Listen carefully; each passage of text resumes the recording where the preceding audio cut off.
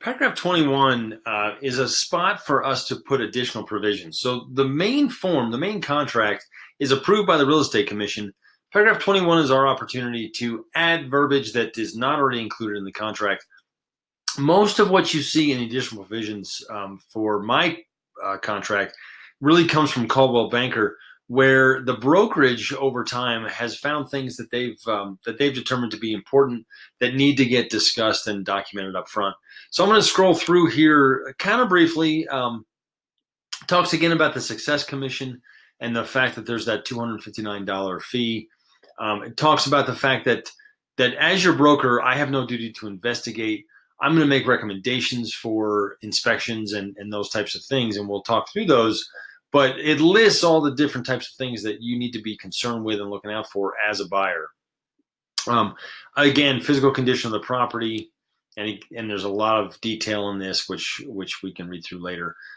Zoning, air traffic, schools, flood zones, police complaints, homeowners warranties, title insurance, covenants, and radiation.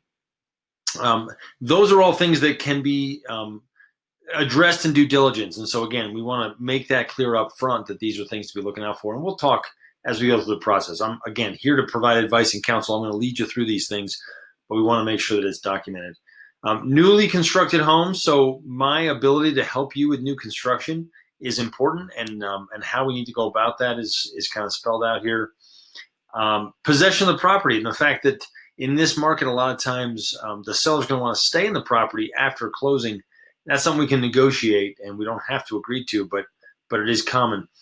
Mineral interests that you may or may not typically will not be buying with the real estate. And then the termination is addressed again in this section.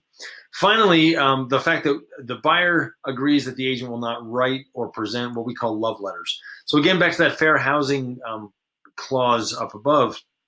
If we write a letter that says, oh, please choose us in this competitive environment to buy your house because we have this great family, we are putting the seller in a position where they're not going to be able to make a decision based solely on the price and the offer terms, because now they have this information that they could be accused of violating fair housing, even if they're not.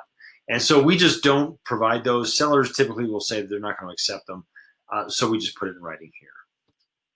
If there was something else that we wanted to talk about that you felt we needed in additional provisions, this would be a place where we could do that up front before we sign.